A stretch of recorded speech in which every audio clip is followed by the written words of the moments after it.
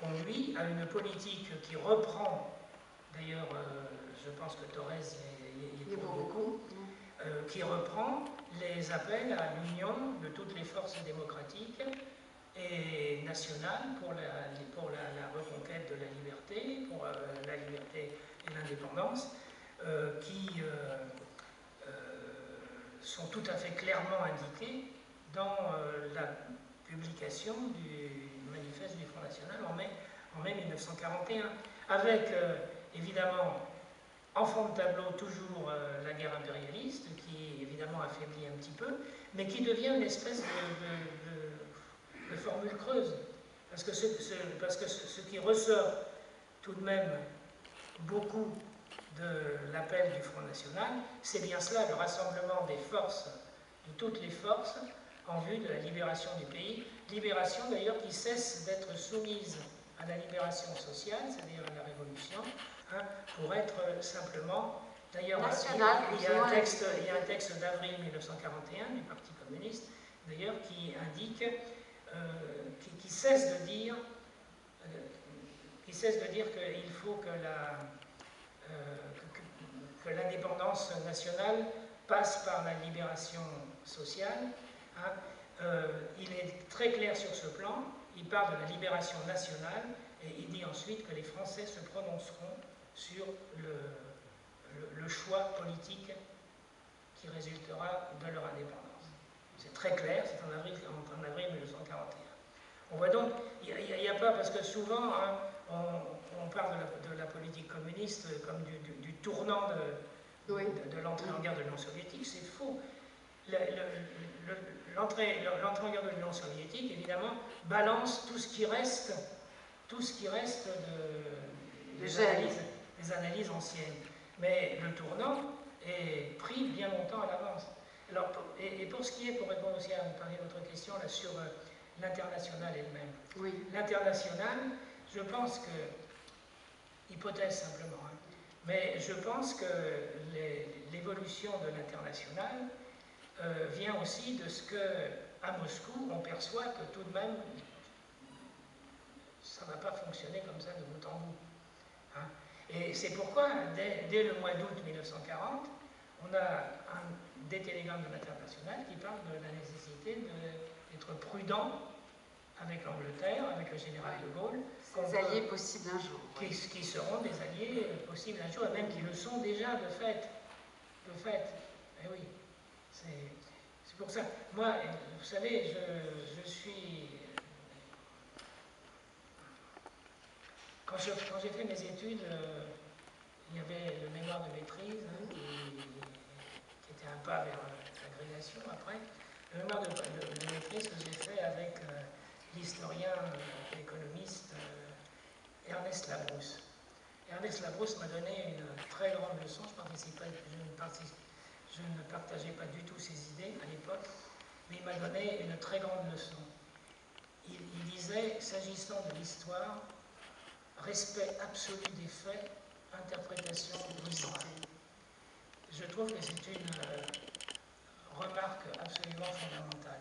Respect absolu des faits, ça veut dire qu'on tient compte de tous les éléments dont on a et de chaque date, dont on a la connaissance, de tous les éléments dont on a la connaissance. Et ensuite, on interprète librement. Le problème, évidemment, c'est que quand on connaît tous les faits, eh bien... Plusieurs interprétations après sont encore possibles. Ça peut arriver. Ça peut arriver. Mais au moins, on parle de la même chose. Mais au bout, toutes les interprétations ne sont pas... Tout à fait. Voilà. Mais alors, donc, justement, on peut dire que le primat de l'antifascisme, c'est un tout petit peu avant l'entrée en guerre, ce que vous avez rappelé, de l'URSS, de l'attaque allemande contre l'URSS. D'une certaine manière, non, puisque dès l'automne 40, on va réapparaître, et à la fin de l'automne, de manière très claire, on va réapparaître dans le vocabulaire communiste officiel, on voit réapparaître les termes de fasciste et de nazi. Oui, donc c'est avant. Non, mais vous dites oui à ma question. C'est pas lié uniquement à la stratégie de coller à l'URSS. Il y avait des communistes pour lesquels l'antifascisme était prioritaire. Et je pense qu'à l'international, en plus, on avait conscience que les dangers, parce que tout de même, il y a l'extension de la guerre dans les Balkans, il y a tout ça qui se passe pendant cette période. Il y a à la fois de la pensée, et de la stratégie et de l'analyse géopolitique. On est certainement aussi très conscient des menaces qui commencent à se préciser. Et donc cet attentat de Pierre Georges, comment vous pouvez nous en dire un mot, à la fois sur ce qui est en amont et ses répercussions immédiates? Ce qui est en amont, c'est que, évidemment, après l'attaque nazie contre l'Union soviétique, allemande plutôt contre l'Union soviétique, le 22 juin 1943, l'objectif de la libération nationale devient l'objectif majeur, exclusif. Hein. Bon. Et tout de suite, il n'y a pas... parce que l'attentat de Fabien, c'est tout de même en fin août. Hein, fin août. C'est le 21 août. Il y a, comment dire, il y a de petites étapes entre, par exemple, l'humanité du 22 juin, à mon avis, antidatée pour que ça colle avec le numéro avec l'entrée en guerre. Bon, ça c'est normal, hein, c'est du journalisme. L'humanité donc datée du 22 juin dit « Hitler va vider notre pays de bon nombre de ses soldats, pourquoi n'en profiterions-nous pas ?» Voilà, c'est la première suggestion. Hein. Et puis, le 29 juillet, il y a un appel vigoureux au sabotage dans les usines, dans les gares, dans les campagnes pour aider l'Union soviétique et l'Angleterre. N'oublions pas l'Angleterre. Et c'est à ce moment-là, parce que l'attentat de Fabien, c'est pas la première chose qui se produit en France. Hein. Il y a eu quand même plusieurs importants sabotages, à commencer par le déraillement d'un convoi de matériel à Épinay, le 17-18 juillet 1941, hein, qui a provoqué une grosse émotion dans les rangs allemands. Hein.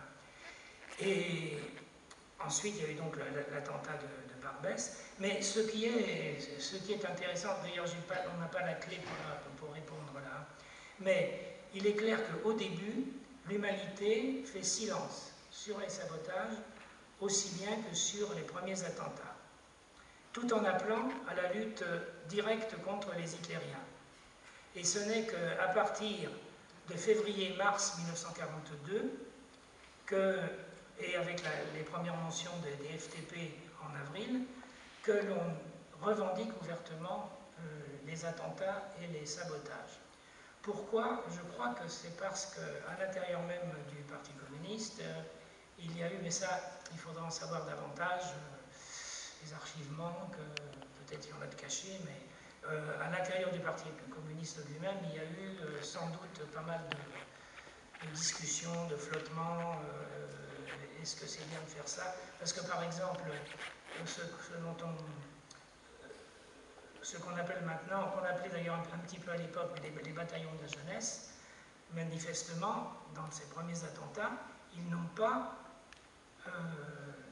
l'aval de la direction. C'est des attentats qui sont un peu spontanés de la part de communistes, hein, des bataillons de la jeunesse et autour de Albert Ouzoulias, qui n'était pas, comment dire, un non-militant, hein, qui était un militant plus actif.